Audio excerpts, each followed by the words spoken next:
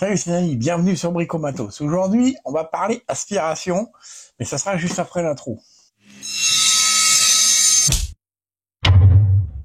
Alors, rien de bien nouveau dans le monde du bricolage, mais la société Ishika m'a proposé de tester un aspirateur sans fil, un petit truc un peu sympathique, dans le même genre que celui que je vous ai déjà présenté. On va voir s'il tient la route. Déjà, ce que j'ai pu vous proposer chez Ishika, la clé à choc, c'était du très sérieux. On va voir ce qu'il en est de cet aspirateur. Alors, il s'agit du MDC 201. Il fait 150 watts, 15 litres. Le débit d'air, c'est supérieur ou égal à 10 litres seconde. Le degré d'aspiration, c'est supérieur ou égal à 10 kPa. Il n'y a pas trop de déballage, hein. C'était dans un beau carton, voilà, très bien. Tout le restant est dedans. Hop, on voit le moteur, le dessus. Hop. Alors je l'ai déjà sorti, mais la batterie, elle n'est pas insérée. D'origine, elle est dans un carton. Et nous avons une batterie de 4 ampères qui est livrée avec. On va la remettre dessus, hein.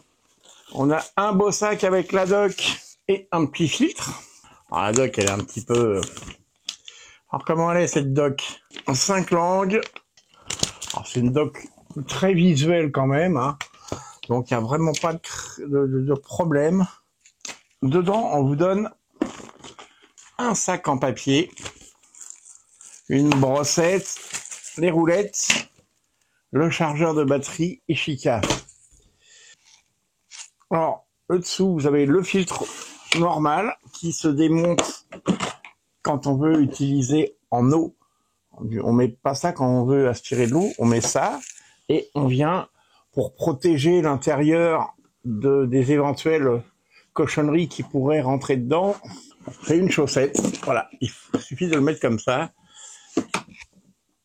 Voilà, alors je vous montre quand même le système. On a une bille. Ah, là c'est pas une bille, c'est un bouchon qui vient remonter quand le niveau de l'eau monte et qui vient se mettre là et qui bouche l'extraction, ce qui fait que on n'a pas d'eau qui risque de s'incruster dans le système du moteur, en théorie. On va tester ça pour voir si vraiment ça fonctionne. Bien entendu, vous me connaissez. Alors, non, je vais l'enlever parce que je vais pas tester la poussière après avoir testé la flotte, sinon on va avoir de la gadoue. On vient l'insérer comme ça. Toc, il est mis en place, hein. Vraiment super facile. S'il se trouve facilement, ça fait une bonne chose. La batterie, elle est là. Vous voyez, il y a juste un capot. Ici, on a le tuyau qui est pas mal rangé. Et quand on enlève le tuyau, en dessous, on a ce petit bec suceur, comme ils appellent ça. Voilà, ça se range bien comme ça, il y a une griffe. C'est pratique pour le rangement. Maintenant, alors cette partie-là se tourne, ça permet d'enlever le tuyau plus facilement. Tuyau qu'on peut venir insérer ici pour l'utiliser en tant que souffleuse.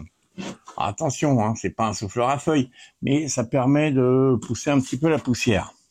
Alors comme pas mal de petits aspiros de ce type, on a un tuyau qui est extensible, je dirais 1,50 m. On va regarder un élément qui est important pour pas mal de monde, le niveau sonore.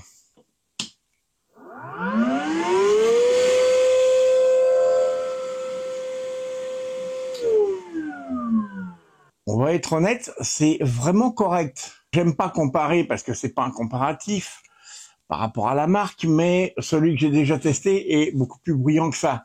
Est-ce que ça veut dire que l'autre est beaucoup plus efficace? Je sais pas, on va le voir en action.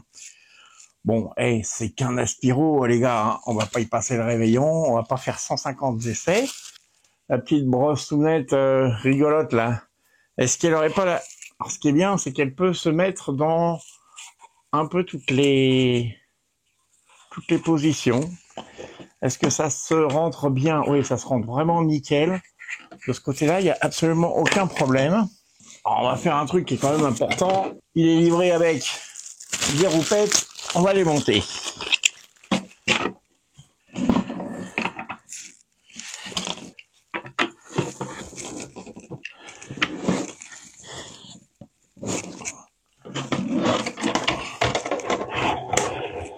Ah si, bien sûr, j'avais pas vu. Sur le côté, on a cet embout-là. Donc la poignée, alors la poignée, elle a l'air vraiment de super bonne qualité. C'est du sérieux, la poignée. Alors, en revanche, je vais tout de suite attaquer dans les trucs qui fâchent. Ce que je trouve un petit peu limite, c'est cette partie-là. Ici, on voit que ces deux supports-là, c'est juste un petit bout de plastique qui doit faire 2 mm d'épaisseur. Voilà, je vous le montre de près. Vous voyez, c'est juste 2 pattes de plastique. Et de l'autre côté, vous voyez, il n'y a que ça. Je pense que cette partie-là peut avoir une légère faiblesse. C'est des parties qui sont extrêmement sollicitées, les fermetures. Si l'ensemble est mis un peu de travers et qu'on force, si on force de trop, j'ai peur qu'on casse cette pièce. J'espère qu'Ishika m'en voudra pas trop de dire ça, mais voilà, je préfère prévenir que guérir. Donc de toute façon, quoi qu'il arrive, je vais vous montrer quand même la pose normale, une fois qu'il est en place, dans le bon sens.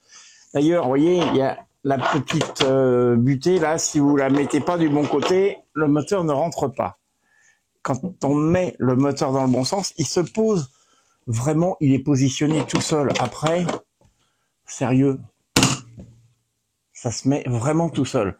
Mais ça ne doit pas forcer. Si au moment où vous cherchez à baisser la poignée, ça force, c'est qu'il y a quelque chose qui est mal positionné.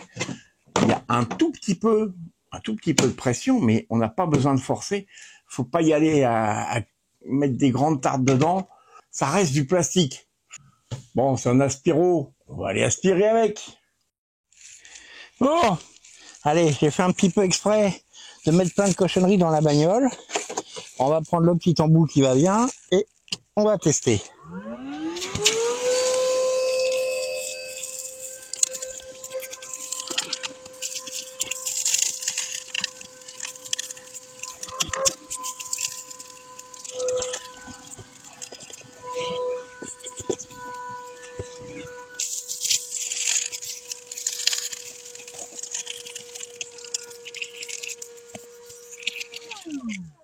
Est-ce que ma batterie est vide? Oui.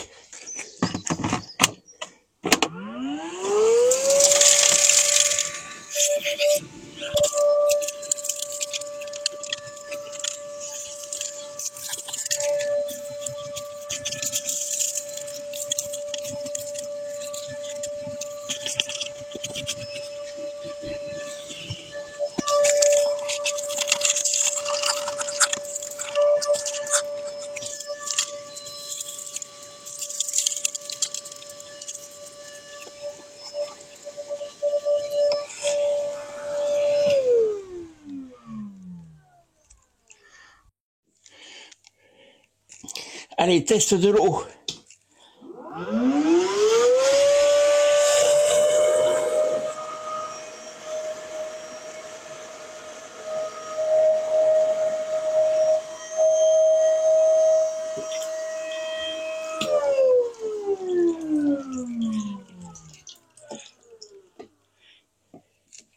Voilà, là il s'est arrêté.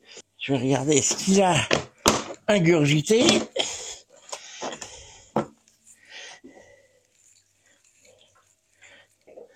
Voilà. Pour moi, c'est très bon. Alors, je suis pas capable de vous dire quelle est la dose de flotte qu'il a ingurgité, mais il a ingurgité jusqu'au bout, jusqu'à ce qu'il ne puisse plus. Bon, vous avez vu, hein, de toute façon, c'est un aspirateur, on va pas en faire des tonnes et des tonnes. Alors, c'est vrai que, quand on me l'a proposé déjà à la base, tout de suite, dans ma tête, je me suis dit, ah, est-ce que c'est mieux ou pas que ce que j'ai déjà testé?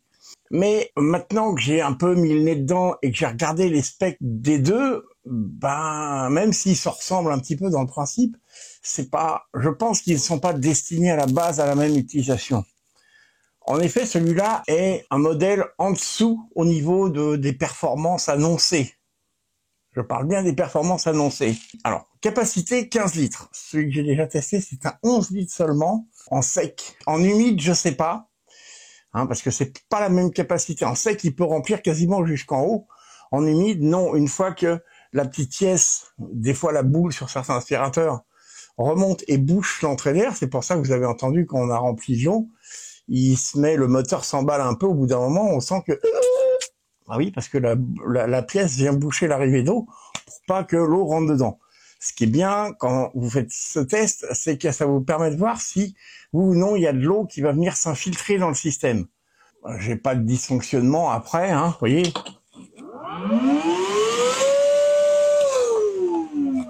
Il fonctionne toujours autant. Maintenant, là où est la grosse différence, c'est sur le flux d'air. Celui-là est annoncé pour 10 litres seconde.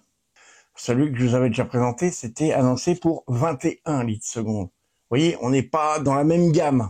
C'est pour ça que c'est vrai qu'au prime abord, comme ça, qu'au premier coup que je l'ai testé, que je l'ai eu en main, j'ai essayé d'aspirer un truc, je me suis dit, ouais, bon, ça a l'air d'aspirer, mais c'est pas 20 litres seconde, c'est pas un truc qui aspire énormément, c'est pas un aspiro d'atelier.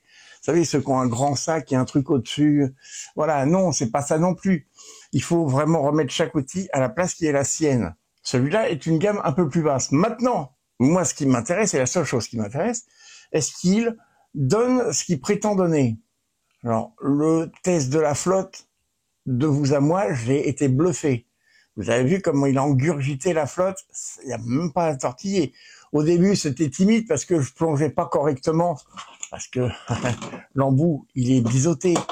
Il n'était pas complètement plongé dans l'eau. Dès que je l'ai plongé complètement dans l'eau, il s'est mis à aspirer comme un dingue et nickel. Tant qu'il n'était pas arrivé à son niveau max, il aspirait de la même manière. Pour les graviers et toutes les cochonneries que j'ai mis dans la bagnole pour faire l'essai, il s'en sort plutôt pas trop mal. Il faut se rappeler que c'est un aspirateur sans fil. Parce que quand on voit ce que fait ça, qui est tout petit, hein, avec un moteur de 150 watts, je le rappelle, bah, je trouve ça pas mal. Franchement, ça a la niaque par rapport aux puissances annoncées, au débit annoncé, bah, il aspire. Si je devais mettre ça en sortie d'une raboteuse, c'est sûr que là, on peut lui dire adieu. L'autre, j'en suis pas sûr qu'il fera mieux, hein. Là, j'ai fait exprès de montrer ça dans la bagnole parce que il y a plein de gens qui ont des fois la voiture dans le box et dans le box, bah, il n'y a pas de courant.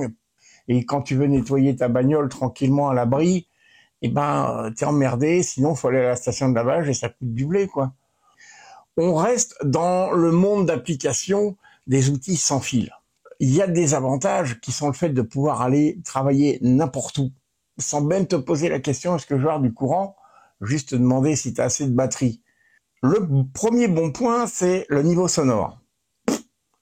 Ça fait un bruit d'aspiro, on peut pas le nier, ce n'est pas un aspirateur de maison ultra silencieux, gna gna gna. Ça reste un petit aspirateur portatif, mais il est relativement silencieux pour ce qu'il est. Voilà, pour moi, le petit défaut, c'est l'histoire effectivement, de ces 2 points là de fixation ici, que je trouve un tout petit peu faiblard. Je suis un tout petit peu mitigé sur la qualité des plastiques. Je pense qu'il faut pas trop leur mettre de patates, sinon on va pas être d'accord. Maintenant, effectivement, ça reste un aspirateur qui a un certain coût. Je sais qu'aujourd'hui, il est à 150 balles sur Amazon. Connaissant Ishika, je pense qu'on n'aura pas trop de surprises. En général, ils ont la bonne habitude de donner au moins ce qu'ils promettent. Comme j'ai vraiment pas assez de recul sur l'appareil, je ne vais pas vous faire de validation ou non validation. Le plus important pour moi, c'est que je pense qu'il donne ce qu'il promet. Après, là où je reste circonspect, c'est sur la solidité générale de l'ensemble. Je pense que non, c'est pas un truc de chantier qui peut se prendre des nions balèzes, c'est pas fait pour. Mais maintenant, est-ce que c'est un aspirateur qui est bon pour ce qu'il est donné? Oui. Si vous êtes toujours là, je vous remercie d'avoir regardé cette vidéo jusqu'au bout. N'hésitez pas à poser des questions, abonnez-vous, likez, mettez des petits pouces, partagez, tout ce que vous voulez, et à très bientôt pour une nouvelle vidéo.